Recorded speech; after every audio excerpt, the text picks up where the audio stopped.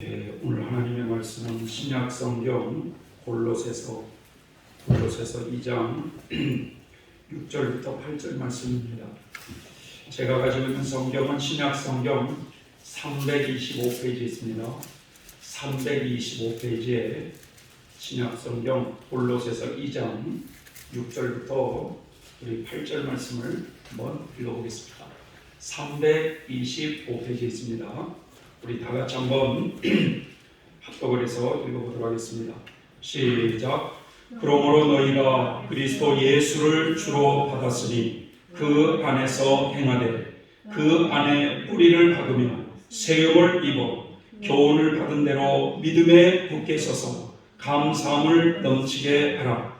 누가 철학과 헛되는 속임수로 너희를 노략할까 주의하라.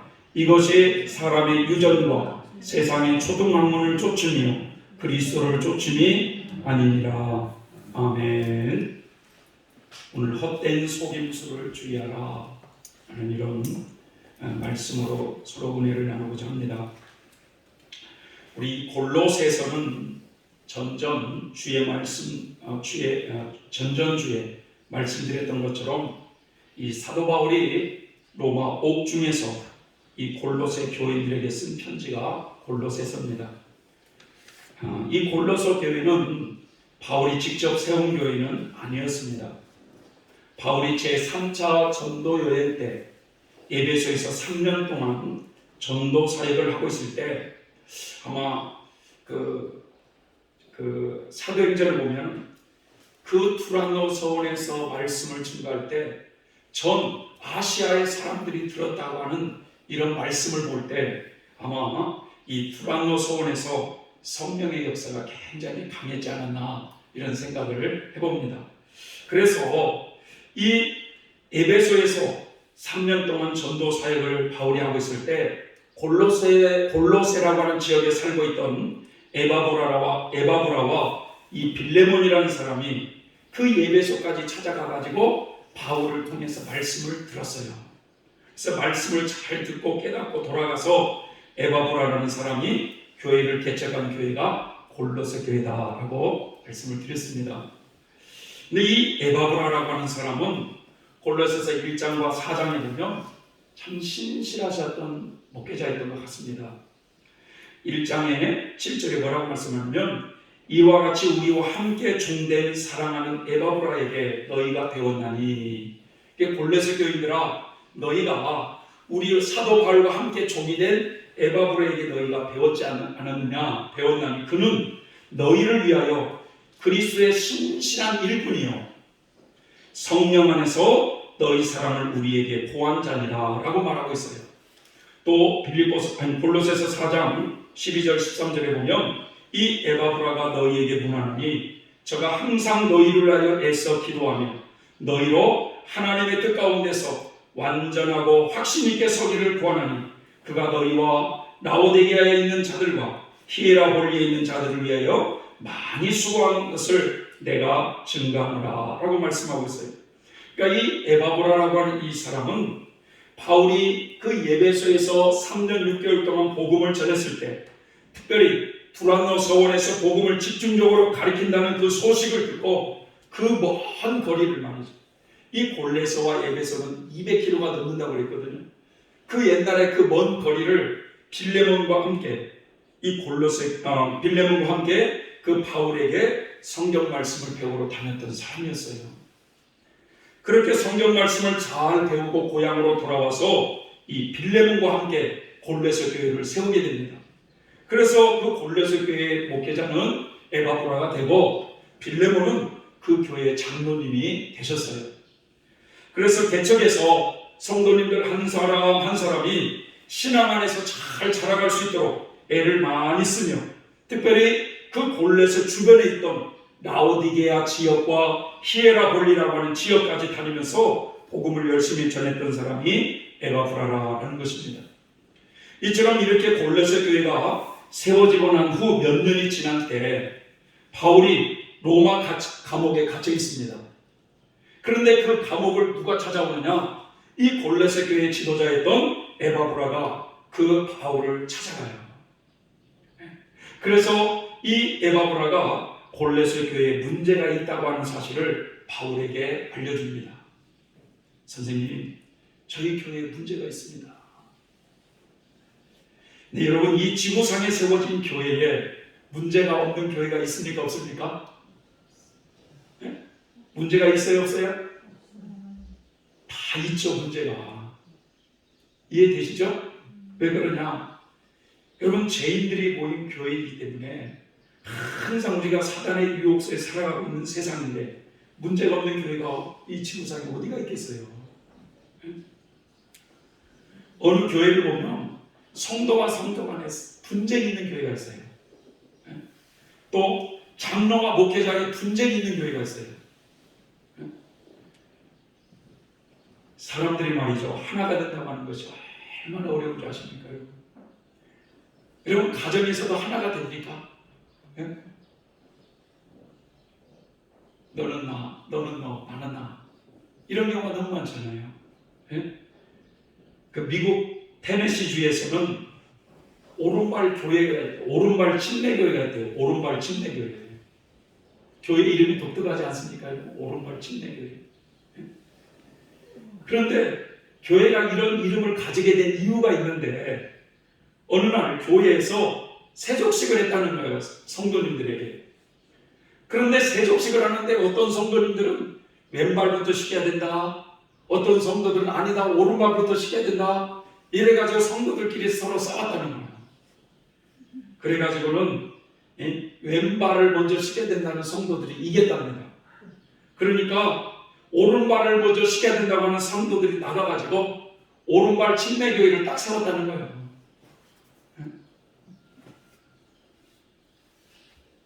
우리 장로교만 해도, 우리나라 장로교만 해도 여러분 200교단이 넘지 않습니까? 얼마나 많은 교단이 갈라지고 분열하고 그런지 몰라요. 그래서 이 교회가 하나 되지 못하는 이런 경우가 있고, 어느 교회는 신앙이 뜨겁지 않고 비치근한 교회가 있는가 하면 어느 교회는 말이죠, 건물은 화려하게 잘 졌는데 신자들 하나하나가 성장하지 못하고 종교적인 관심에만 매여 있는 교회들이 있어요. 어느 교회는 그 지역사회의 영향으로 이단의 세력이 침투해서 성도들이 거기에 유혹되어서 교회가 굉장히 분란을 이루는 이런 교회도 있습니다. 한때는 그래서 신천지 교인들이요, 신천지에서 어떻게 가르치느냐, 기성교회로 들어가라. 기성교회로 신자로 들어가라는 거예요. 처음에 신자로 들어가서 자기를 잘 내세우지 않고 그냥 말없이 얼마나 봉사를 하는지 몰라. 헌금도 잘하죠. 여전도에서 말이죠, 뭐 김치 담으면 1등으로 말이죠, 팔 벗고 막 김치를 담죠. 그러니 목사님 말이죠, 우리 교회 일꾼 들어왔다고, 일꾼 들어왔다고 그런 사람을 여전도에 세울 거 아니겠습니까? 그러면은 이제는 서서히 여전도의 식구들부터 한 사람 포섭하기 시작하고, 그래서 그런 이단들이 들어와가지고 교회를 그 이단의 세력에서 접수해버리는 이런 교회가 간간히 있어요. 이 골로새 교회는 어떤 문제가 발생했느냐, 한마디로 말하면 이단의 세력이 그 교회 안에 침투했다는 거예요. 이단의 세력이. 사실 이 초대교회 때는요, 이단의 세력이 참 많이 교회를 어지럽혔어요. 왜냐하면 우리처럼 말이죠, 신학 서적에 풍성한 것도 아니고 초대교회 신자들은 신약 성경이 없는 이런 때였기 때문에 그냥 예수님에 대해서 깊이 잘 알 수가 없는 거예요. 그러니까 이단의 세력들에게 많은 영향을 받을 수밖에 없었어요. 근데 이 골로새 교회 그 당시에 어떤 이단의 세력이 들어왔느냐, 크게는 세 가지예요. 하나는 철학과 헛된 속임수를 가지고 교회에 침투한 사람들이 있었다는 거예요. 그러니까 아주 그럴싸하게 말을 하고 사람들을 자꾸만 속이는 이런 악한 사람들이 교회 안에 들어왔어요. 두 번째로는 구약에 하나님의 백성들이 되려면 반드시 할례를 받아야 된다 라고 하면서 할례를 받아야 되고 그 다음에 유대의 절기를 강조하는 이런 유대주의자들이 교회에 침투를 하게 되었습니다. 그래서 이 유대주의자들은 교회 안에서 자꾸만 말하길 뭐라고 말하냐, 사람이 구원받기 위해서는 예수를 믿는 것만으로는 부족하다. 어떻게 그렇게 쉽게 구원을 받을 수가 있느냐. 우리가 하나님 백성이 되기 위해서는 할례를 기본적으로 받아야 되고 모세 율법을 철저히 지켜야 되고 이런 무리들이 교회에 침투한 것입니다. 그러니까 믿음이 연약한 성도들은 자꾸만 거기에 귀를 기울이는 거예요.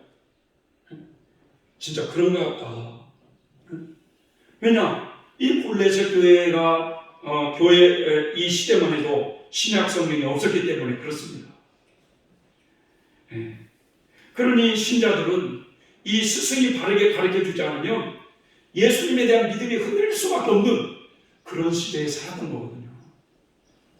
세 번째로는 기도 중에 말이죠. 환상에서 내가 천사를 봤다더니 하면서 천사가 나에게 이런 말씀을 해줬다니 하면서 천사 숭배자들이 교회 안에 일어나기 시작했어요. 여러분, 천사를 숭배한다는 것은 여러분 우상 숭배입니다. 오직 숭배는 하나님밖에 없어요. 믿습니까 여러분? 천사도 하나님이 창조하신 피조물이라는 사실을 알아야 돼요. 피조물을 숭배한다는 건 뭐예요? 우상 숭배에 빠지는 거죠. 이렇게 당시에 골레셋 교회 안에 이단적인 사상을 가지고 있는 사람들이 침투해가지고 자꾸만 교회를 혼란케 하는 이런 소식을 바울이 들어요. 그래서 바울이 어떤 생각을 하느냐?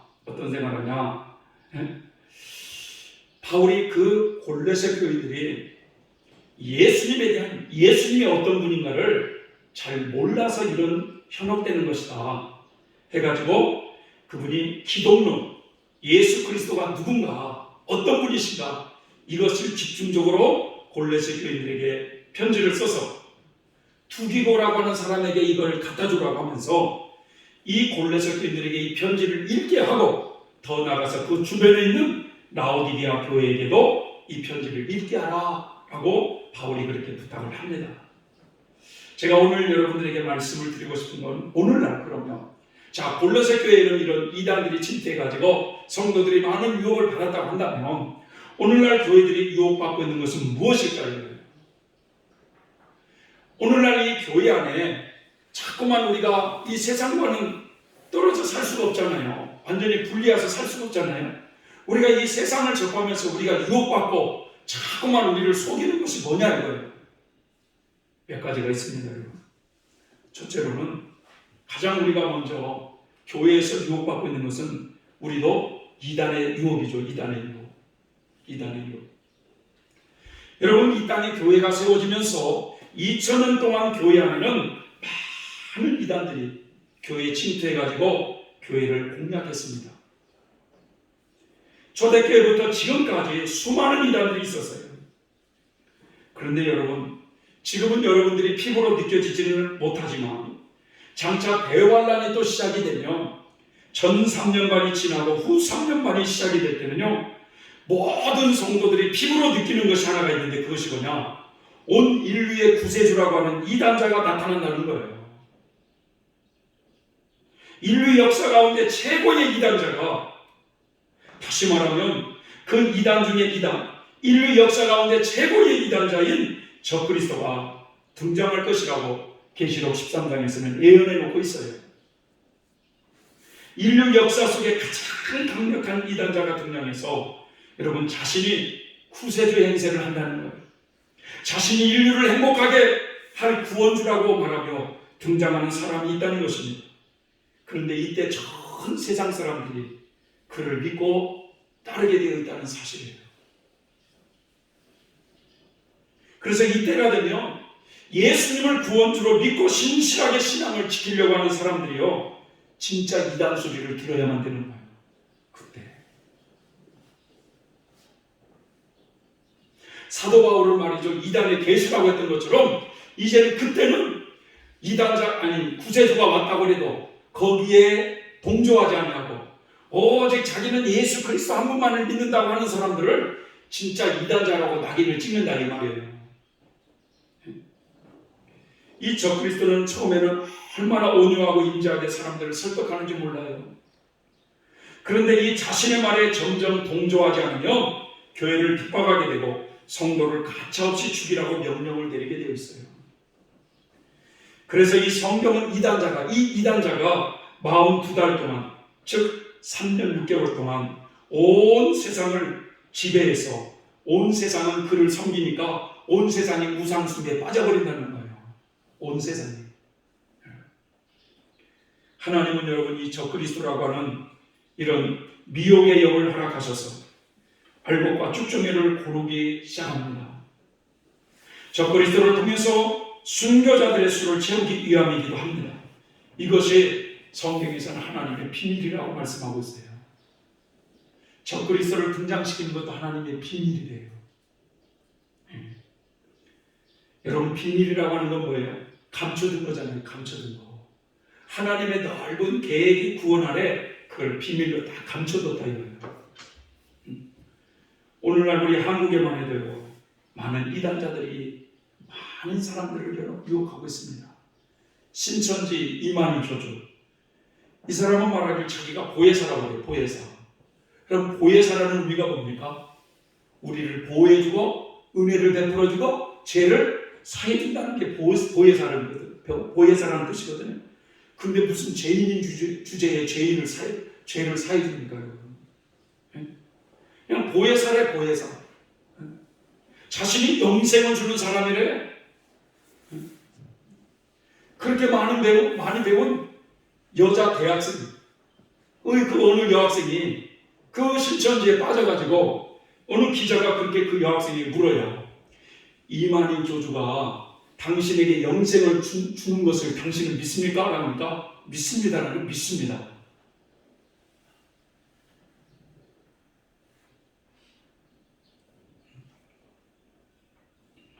여러분 얼마나 많은 사람들이 이런 데 젊은이들이 빠져있는지 몰라요. 그래서 가정도 뒤로하고 학교도 뒤로하고 온전히 여기에 빠져있는 젊은이들이 참 많이 있습니다. 하나님의 교회라는 간판을 걸고 사람들을 유혹하는 그 하나님의 교회라는 간판이 말이죠. 처음에 여러분 안산홍 증인회에 있어요. 안산홍 증인회. 그래서 이 하나님의 교회는 안산홍 씨가 자기가 재림주라고 했거든. 재림주. 그래서 이 땅에 재림주로 온 거야. 그런데 이 재림주가 죽었잖아요, 지금. 그러니까 이제 재림주의 부인이 하늘 어머니가 되는 거예요. 하늘 어머니가. 그래서 하늘 어머니에 대해서 들어보셨습니까? 라고 물어보는 거야. 그러니까 우리 옛날에 우리 교회 다녔던 그 누구요? 제천에 있는 그 집사님 한 분 있었잖아요. 윤갑순 집사님. 이 하나님의 교회에서 전도를 하더라는 거야. 하늘 아버지가 계심을 믿습니까? 라고 물어보더라는 거예요. 믿습니다. 그랬대요. 아버지가 계심을 믿습니다. 그랬다. 그러면 어머니가 있음을 믿습니까? 그러니까 진짜네. 아버지가 있으면 어머니가 있겠네. 이러더라는 거예요. 거기는 여러분 안산홍의 이름으로 기도합니다. 이렇게 하고 있어요. 얼마나 많은 세계와 세상 사람들이 거기에 연합되는지 몰라요.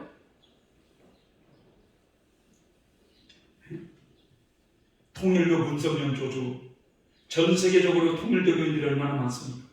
이런 이단자들이 그런 교회 안에 들어와서 자꾸만 기성 성도들의 믿음을 무너뜨리려고 한다는 거예요.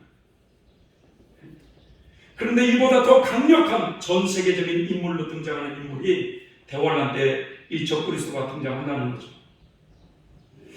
이렇게 초대교회부터 지금까지 많은 이단자들이 있는데 여러분 이 골로새 교회 안에 이런 철학과 헛된 속임수로 예수님에 대한 신앙을 무너뜨리려고 하고 유대주의자들이 들어와가지고 구원을 받기 위해서는 할례를 행해야 된다고 하고 구약의 절기를 지켜야 된다고 말하고 천사를 숭배하는 이런 무리들이 들어와서 성도들의 믿음을 막 흔들고 있는 소식을 들으니까 바울이 그 소식을 듣고 예수 그리스도의 신앙이 확고하지 못하기 때문에 그런 유혹을 받는다고 바울은 생각을 했던 것입니다.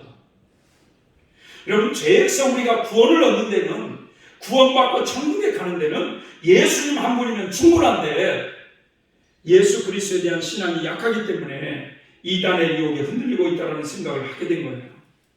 그래서 골로새 교회에 그 편지를 쓴 목적이 바로 예수 그리스도가 어떤 분인가를 알려주고, 그리고 그분 안에 신앙의 뿌리를 깊이 내려가지고 흔들림 없이 그분을 섬기라고 말씀하고 있는 거예요. 오늘날 사람들이 이단에 유혹되는 것은요, 여러분은 권사님이 되고 장로님이 되고 그래도 심지어는 목사가 돼요. 거기 뭐 신천지냐 어디에 유혹돼가지고 가는 사람이 있다는데 예수 그리스도에 대한 신앙의 뿌리가 깊지 않아서 그렇습니다. 오랫동안 교회를 다녔어도요, 성경에 대한 지식이 너무 빈약해요. 성경을 너무 모르고 있어요. 우리가 다 말이에요, 분주하게 살다 보니까, 바쁘게 먹고 사는 것에 취해서 살다 보니까 언제 성경을 조용히 읽을 시간이 없는 거야.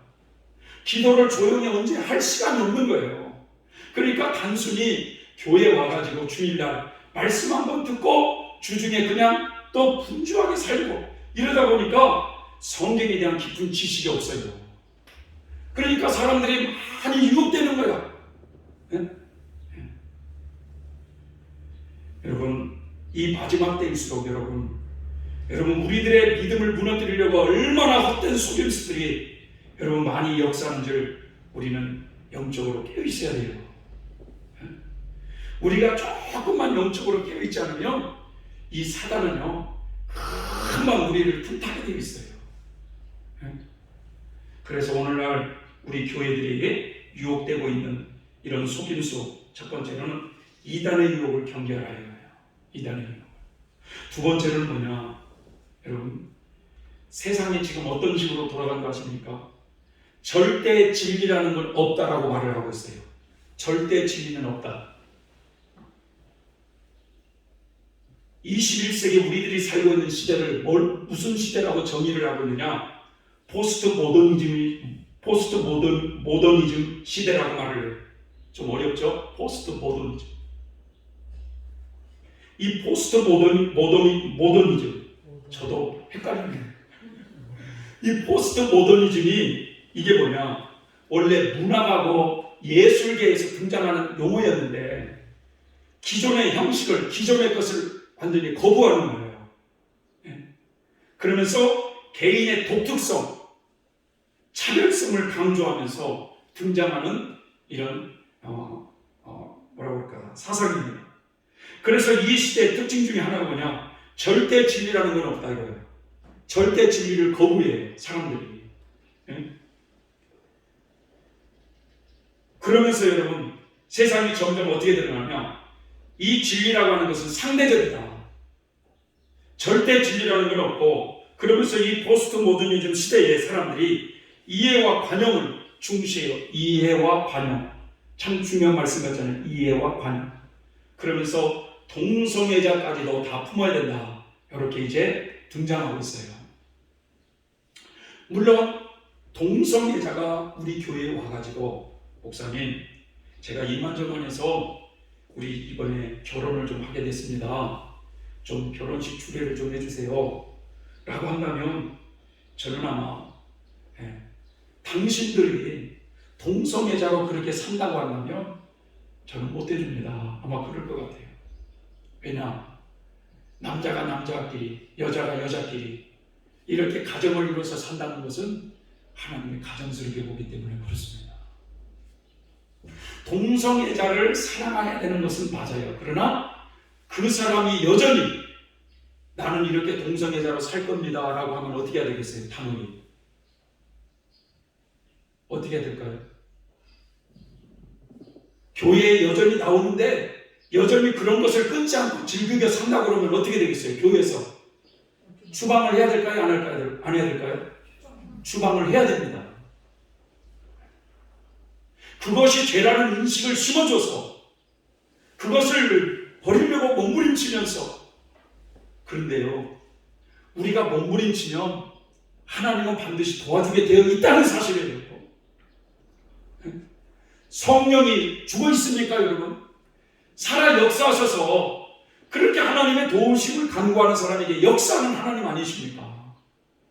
그런데 여전히 우리는 동성애자로 그렇게 즐기며 살 겁니다 라고 한다면 교회에서는 그것은 단호하게 우리를 물리쳐야 된다고 봐요.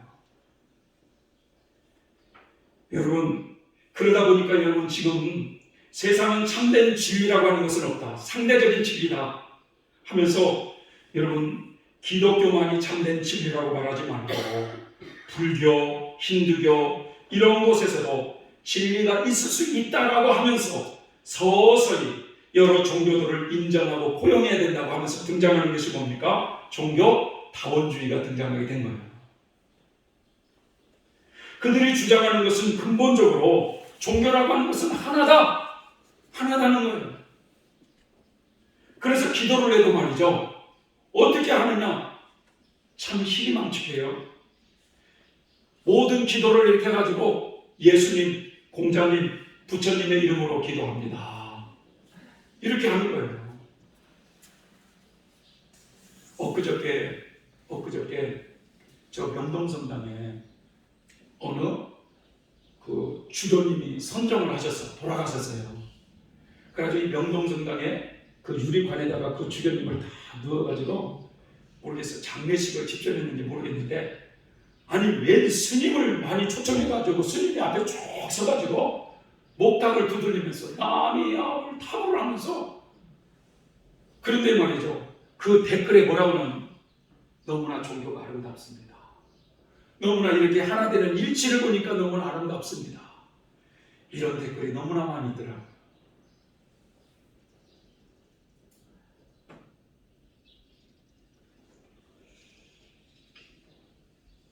여러분, 진리는 변하는 게 아니에요. 변할 수가 없는 것이 진리입니다. 그게 절대 진리예요. 여러분, 성경 말씀은 결코 변하지 않는다고 말씀했어요. 예수님은 요한복음 14장 6절에 내가 곧 길이요 진리요 생명이니 나로 말미암지 않고는 아버지께 올 수가 없다고 말씀했습니다. 뿐만 아니라 천지는 없어지려니와 내 말은 1.1핵도 없어지지 아니하리라. 여러분, 이 땅의 절대 진리는 예수 그리스도 한 분밖에 없습니다. 아무리 세상 사람들이 기독교인들은 고집불통이다, 자기들의 종교만이 최고라고 한다, 뭐 비웃고 말을 해도 절대 진리는 오직 예수 그리스도밖에 없어요. 이 포스트 모더니즘이라고 하는 이 시대는 여러분 또 미래보다는요 현실을 중요시해요. 미래보다는 현실을 중요시하고 즉각적인 보상을 원하는 시대입니다. 그리고 사람들이요 심각한 것을 싫어하고 사색하는 것을 싫어하는 시대예요. 복잡한 거 싫어하잖아요, 여러분. 그죠? 네? 우리 그리스도인들은요, 우리가 살고 있는 이 현실도 중요하지만 궁극적인 것은요, 우리가 미래에 가는 하나님 나라에 있거든요. 그래서 우리들이 삶을 사는 이 땅은 뭐라고 말씀하고 있습니까? 잠깐 있다가 없어지는 안개와도 같고 나그네와 행인 같다라고 말씀하고 있어요. 우리의 진짜 본향은 하나님 나라라고 말씀하고 있어요. 그래서 이 세상이 전부가 아니라는 사실을 우리에게 일깨워주고 있어요. 그러나 여러분, 이 시대의 세상 사람들은 이 세상이 전부라는 거죠. 그래서 모든 것을 이 세상에서 보상을 받아야 된다는 말. 교회들이 점점 유혹받고 있는 것이 바로 이런 것입니다. 그래서 애들도 점점 없어지지만 지금 말이죠, 초등학교 때나 중고등학교 때까지는 그래도 부모 곁에 있기 때문에 신앙을 가져요. 그런데 문제는 대학교만 딱 들어가게 되면 부모 곁을 떠나기 시작하면서 그 못된 신앙이었던 누구 장로님의 아들이었던 이거 상관없이 그 젊은이들이 다 이 세상 물결에 휩싸여가지고 믿음을 잃어버리는 시대가 지금 이 시대예요.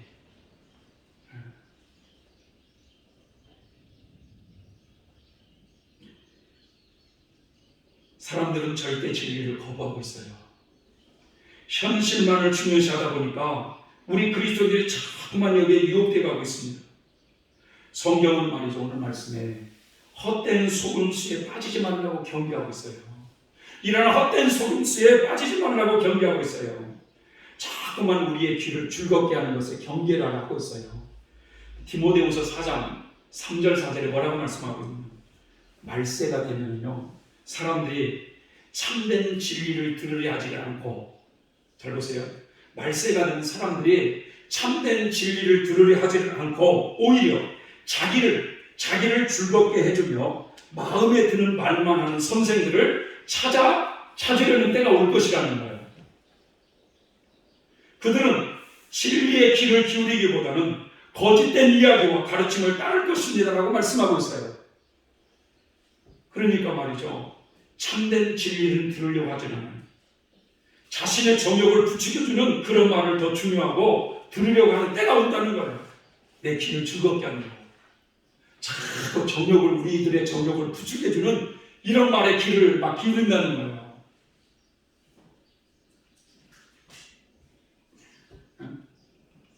우리 이정숙 전사님이 엊그제 여기 오셔가지고 언뜻 그런 얘기를 하시더라고요.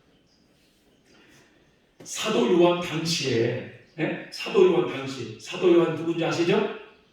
예수님의 제자 사도 요한 당시에 그렇게 사도 요한에게 그 많은 사람들이 이렇게 몰려가서 그렇게 예수님에 대해서 좀 이렇게 좀 얘기 좀 해달라고 많은 사람들이 이렇게 몰려오면 이 사도 요한은 계속 뭐라고 그러냐면 그분은 사랑입니다. 그러니까 우리도 사랑합시다. 맨날 어른들이 사랑이라고 하는 얘기만 한다는 거야. 그러니까 그때요 사람들이 선생님은 맨날 그 소리만 한다고. 맨날 그 얘기만 한다. 우리 안에서도 맨날 그러죠. 목사님은 맨날 이건 열매밖에 모른다. 뭐 연단밖에 모른다. 우리도 그런 소리를 듣기 싫어하잖아요. 그래서 조금 말이죠, 정욕을 좀 즐겁게 하는 그런 소에 귀를 기울이고 쏠깃하고 말이죠. 이런 이야기가 있습니다. 어느 집사님께서 기도원에서 말이죠, 눈을 감고 기도를 딱 하려고 하니까 이 기도원의 강단에서 말이죠, 무당이 춤을 추는 이런 환상이 보인다고 하잖아요. 너무 놀라서 이상하다. 어떻게 이게 하나님의 성전에서 무당이 춤을 추는 것일까?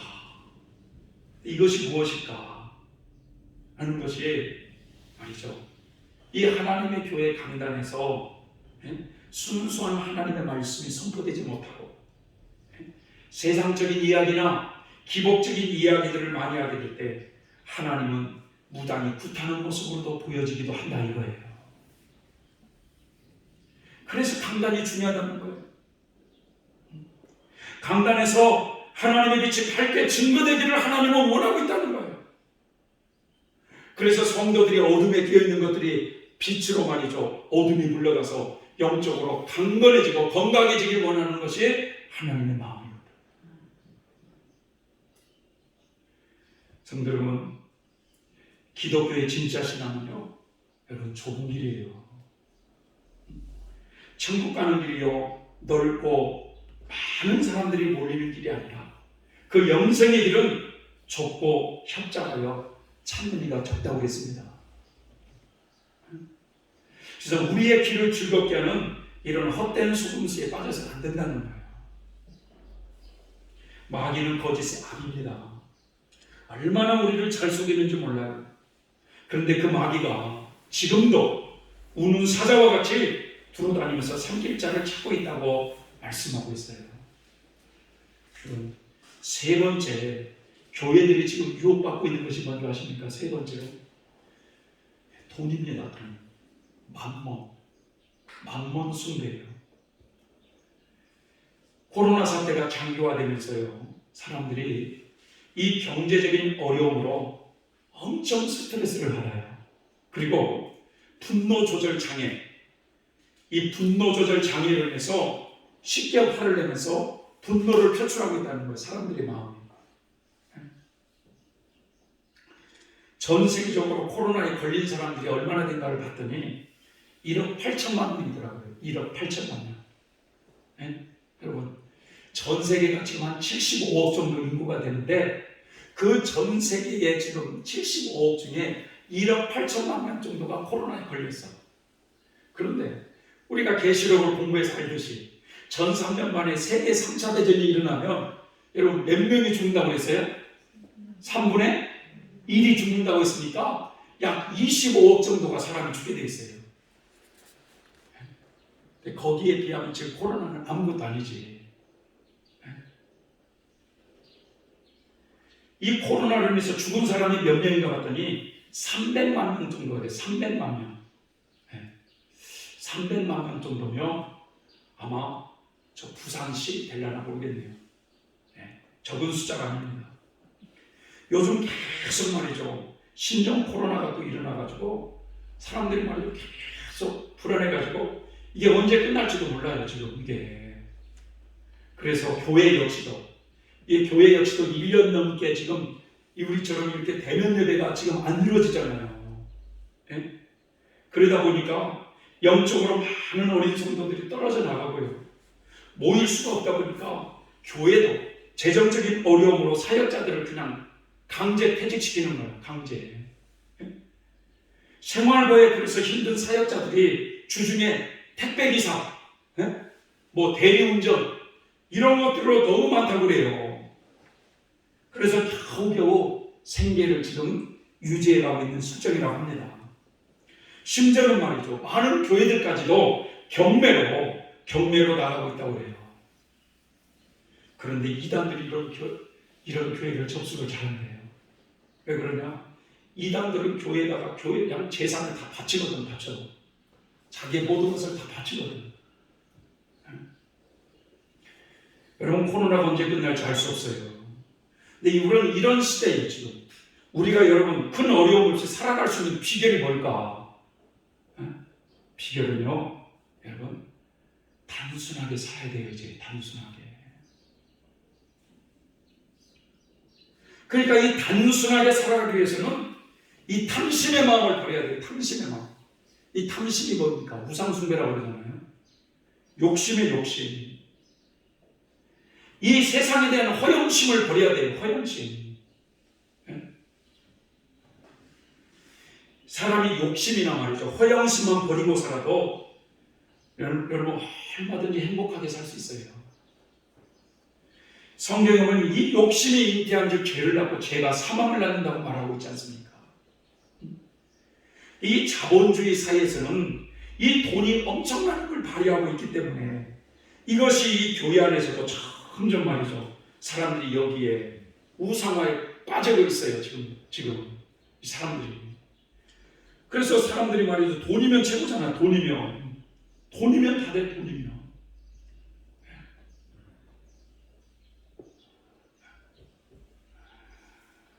교회도 돈이면 되는 거야. 돈이면.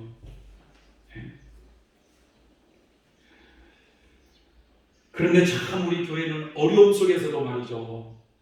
우리 성도님들이 참 어려움 속에서도 참 한 달 한 달 살아가는 그런 비용을 그래도 우리 하나님께서 주셔가지고 지금까지 말이죠. 우리는 쌀이 없어서 굶었다든지 그런 적이 한 번도 없어요. 물론 교회가 월세를 내지는 않지만 엊그저께 서울에 시흥 수련원 영수증을 전기세 영수증을 받아보니까 95만 얼마나 나오더라고요. 한 달 95만 원 전기세만.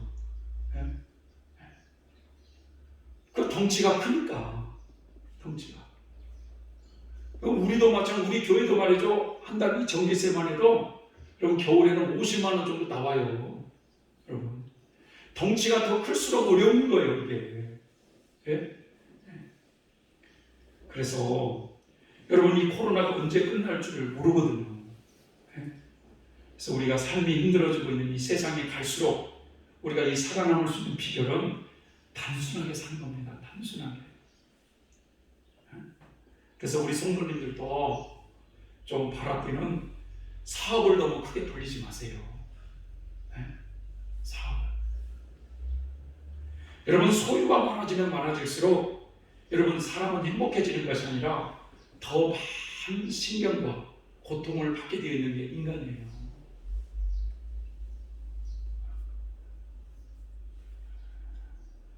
우리의 귀를 즐겁게 해주는 헛된 속임수에 빠져서는 안 돼요.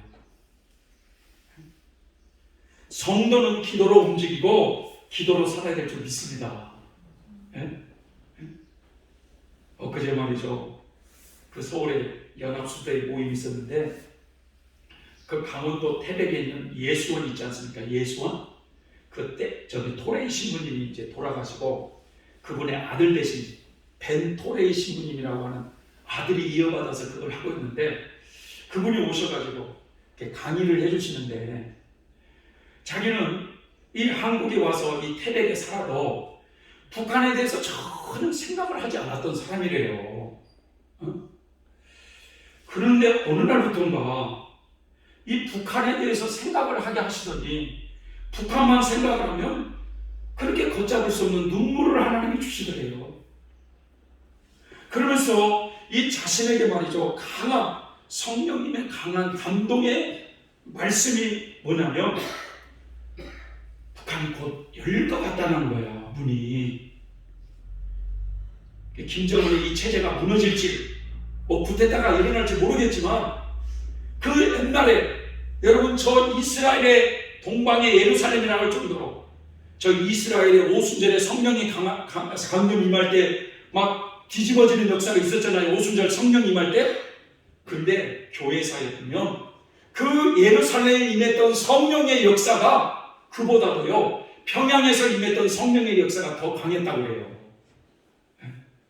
그래서 그때 이 평양 대부흥회 때는요 믿지 않는 사람들도 주일날은 아예 문을 다 닫은 거야. 가게 문을. 심지어는 말이죠 이 기생들이 평양 기생이라고 들어보셨어요? 네? 얼마나 예쁘고 그래요. 근데 이 기생들이 장사가 안 되니까 이 교회를 유혹하기 위해서 교회 신자로 들어가기 시작했다는 거예요. 기생들이 교회 신자로 들어가가지고 거기서 조금 믿음 생활하면서 저녁에 목사님은 목사님 와서 기도 좀 해주세요 하면서 그 목사님을 부르면서 그냥 가슴도 헤엄치면서 여기가 아파요 저기가 아파요 그러면서 목사를 무너뜨리는 이런 일을 기생들이 했다는 거예요. 왜? 장사가 안 되니까 문 닫게 생겼으니까. 사단이 그렇게 역사를 한 거죠. 네. 부디 그런 얘기를 하세요. 뭐라고 하냐면 북한의 문이 열릴 것 같다. 그래서 이제 이 남한의 성도들은 그 북한의 성도들에게 복음을 전할 줄 준비를 해야 된다. 그러면서 이분이 뭐라고 하냐면 남과 북한의 성도들을 강하게 하나님이 한번 성령의 불을 지펴놓고 그 불길이 이스라엘로 흘러가게 될 거라고 얘기를 하시는 거예요. 이스라엘. 그래서 저 이스라엘이 예수님을 메시아로 영접하고 그러면 이 죄악 세상은 심판을 받고 이 땅에 하나님의 나라가 세워질 것이다 라는 거예요. 성도 여러분, 사람들은 이렇게 갈수록 외치고 있습니다. 절대 진리라는 건 없다. 미래보다는 현실이 중요하다. 돈이 있어야 산다. 돈이 최고다. 여러분 점점 이런 세상에 우리가 살다 보니 신앙에서 우리도 점점 멀어져가고 속아가고 있는 것입니다. 우리는 이 마지막 때에 헛된 속임수를 경계할 줄 알아야 됩니다. 우리의 신앙을 무너뜨리려고 하는 이런 소리에 우리는 귀를 닫아야 될 줄 믿습니다. 오직 예수 그리스도 그분만이 여러분 우리의 구원주라고 하는 사실을 기억하고 그분이 창조주라는 것을 기억하고 그분에게 신앙의 뿌리를 깊이 내리셔서 예수 그리스도를 얻는 최후의 승자가 되시길 바랍니다. 기도하겠습니다. 하나님 아버지 고맙고 감사를 드립니다. 점점 이 세상이 참으로 우리의 신앙의 유혹들을 많이 하고 있는 시대에 살고 있습니다. 우리의 믿음이 점점 세상에 착하면서 물들어가는 이런 유혹을 받고 살아가고 있습니다. 하나님이여 이런 헛된 속음수에 넘어지지 않도록 우리의 길을 가리게 하시고 오직 예수 그리스도 그분을 부여잡을 수 있는 우리의 신앙생활이 되어질 수 있도록 도와주시옵소서. 예수님을 믿는 믿음 안에 신앙의 뿌리를 더 깊이 내려서 흔들림 없는 신앙생활을 할 수 있도록 도와주시옵소서. 예수님의 이름으로 기도 올려옵나이다. 아멘.